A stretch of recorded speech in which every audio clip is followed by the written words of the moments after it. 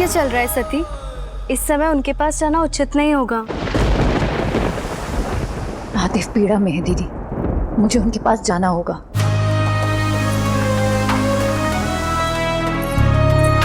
जो संसार के हैं आधार वही हर भार उठाते हैं। जब जब सृष्टि पर संकट हो आके शिवा बचाते हैं, आके शिवा बचाते हैं।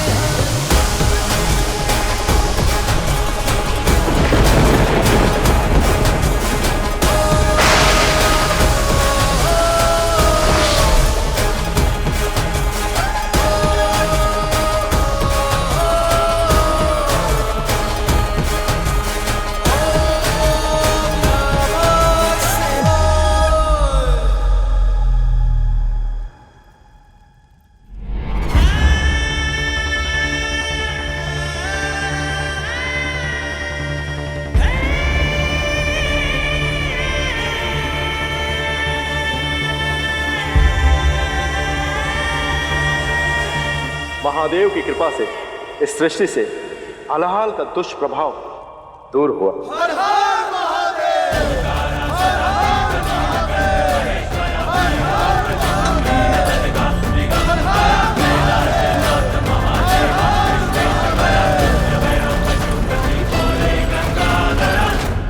अब ठीक तो है महादेव? जन कल्याण का उद्देश्य सिद्ध हो गया है सती। चलिए कैलाश लौट चलते हैं। महादेव, खड़े होकर पिताजी का अभिवादन कर दीजिए ना। मेरे ससुर का सम्मान करने से क्या बिगड़ जाएगा?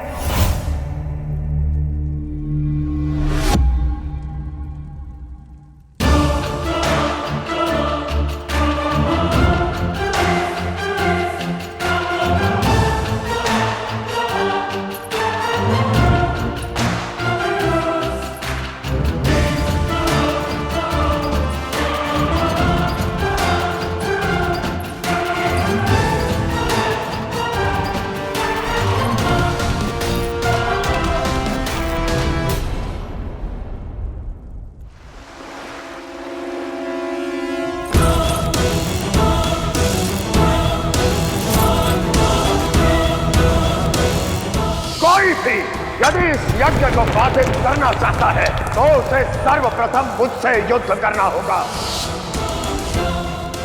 यदि तुम मुझे अपना आराध्य मानते हो तो इसी क्षण यहां से चले जाओ।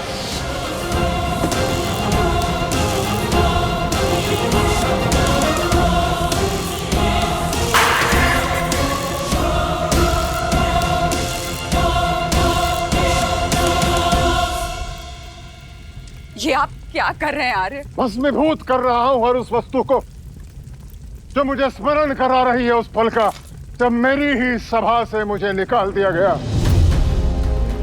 हरी सभा में मुझे अपमान का घूंट पीना पड़ा उस शिव के कारण। वैसे भी पुरुष का आभूषण तो उसका मान सम्मान होता है, जो उस शिव ने मुझसे छीन लिया तो इन आभूषणों का मैं क्या करूंगा? ये केवल भस्म है मेरे लिए। कल तक सारा संसार जो प्रजापति के समक्ष झुका करता था आज पीठ पीछे मेरी खिल्ली उड़ा रहा है उस शिव के कारण। शिव समझता है कि मेरा मान छीन कर वो मुझे मौन कर देगा। नहीं, प्रजापति दक्ष मौन नहीं होगा, प्रतिशोध लेगा। मैं प्रयाग यज्ञ से भी बड़ा यज्ञ करूंगा। संसार भर के महत्वपूर्ण व्यक्तियों को आमंत्रित करूंगा। आमंत्रित नहीं होंगे तो केवल शिव और सती। तब उसे आभास होगा कि प्रजापति दक्ष की दृष्टि में वो क्या है? वो अघोरी, वो चर्मधारी, वो शमशानवासी कितना तुच्छ है, कितना मलिन है मेरे समक्ष। यज्ञ हो जाने के बाद संसार मेरा अपमान नहीं, मेरा प्रतिशोध स्मरण करेगा युगों युगों तक। मैं आपसे विनती करती हूँ, सती के बारे में सोचिए। वो अपने पारिवारिक जीवन में कैलाश में शिव के साथ बहुत सुखी है और आप एक पिता हैं। अब जो भी करेंगे उसका प्रभाव सती पर पड़ेगा। सरस्वती, तुम एक पत्नी हो और एक पत्नी की मर्यादा होती है कि अपने पति की आज्ञा का पालन करे, जो वो कहे वो करे। किंतु तुम किसी ना किसी कारणवश, किसी ना किसी आड़ में, कभी धर्म की आड़ में मेरे विरुद्ध होती रही हो, और इस बार सती की आड़ में शिव का साथ निभा रही हो। परंतु इस बार मैं किसी की नहीं सुनूंगा, तुम्हारी भी नहीं। इस बार मान का बदला, महाअपमान, यही है दक्ष का न्याय।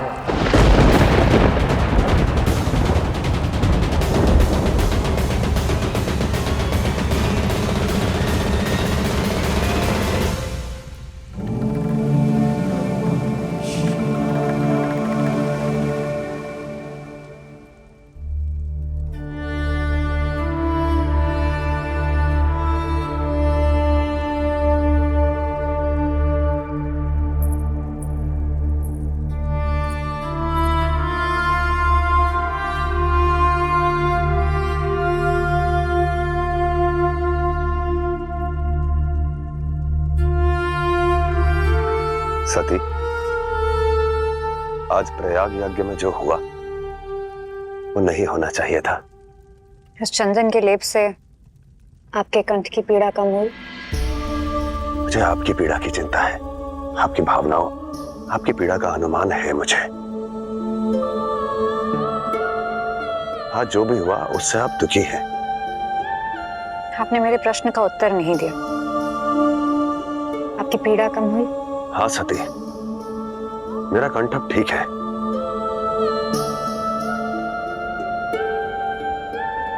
परंतु आपकी पीड़ा का क्या?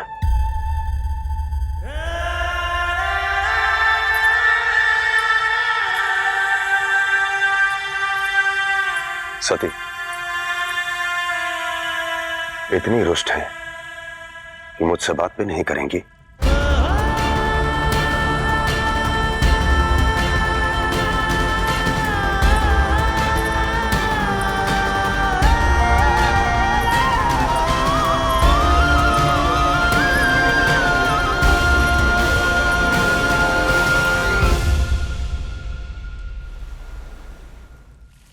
कहो दक्ष, किस मंत्रणा के लिए बुलाया है आज?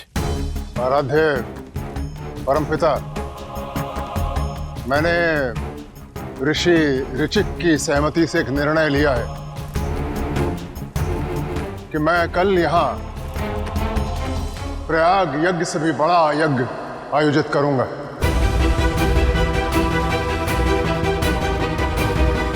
इसका उद्देश्य केवल जन कल्याण होगा और मेरी परम इच्छा है कि आप दोनों इसमें उपस्थित रहें। और उस यज्ञ में तुम महादेव को आमंत्रित नहीं करोगे,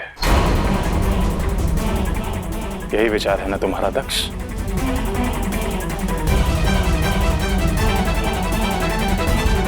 दक्ष, ये यज्ञ नहीं, तुम्हारे अभिमान का समारोह है और मैं इस यज्ञ के पक्ष में नहीं हूं। बाकी तुम नारायण से पूछ लो। आप यहां से नहीं जाएंगे और कल आप यज्ञ में उपस्थित भी रहेंगे। आपको आपके पुत्र की सौगंध है।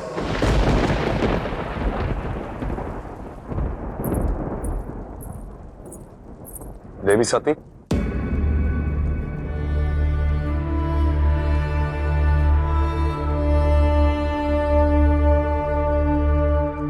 इस प्रकार मौन रहकर मुझे दंडित ना करें। मैं एकांत चाहती हूँ शिव।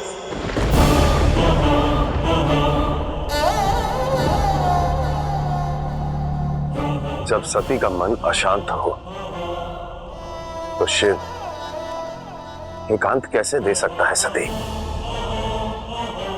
हम दोनों ने दुख और सुख बांटने का वचन लिया है।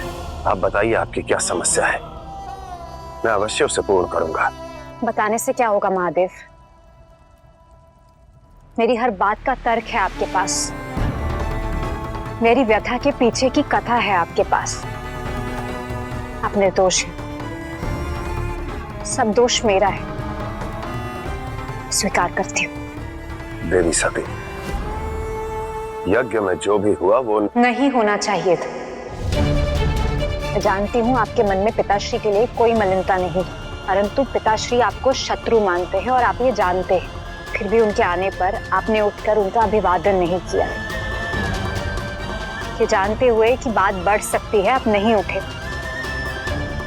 पिताश्री ने बात बढ़ाई, परंतु आपने भी तो उसे रोकने का प्रयत्न नहीं किया। शिव, देवी सती, वहां पर उनके मान में खड़ा होना अनुचित होता, मर्यादा के विरुद्ध होता, और ये आप भी जानती हैं। मर्यादा ने आपको रोका, परंतु आपकी पत्नी ने जो आपसे प्रार्थना की उसका क्या? मैंने आपसे बार बार विनती की, आप फिर भी नहीं उठे। मैं आपकी पत्नी हूँ शिव, परंतु उनकी पुत्री भी हूँ। मैंने सदैव यही कोशिश की कि आपके और पिताश्री के मध्य की दूरी को मिटा सकूं, परंतु मेरे इस उद्देश्य में आपने मेरी सहायता नहीं की शिव।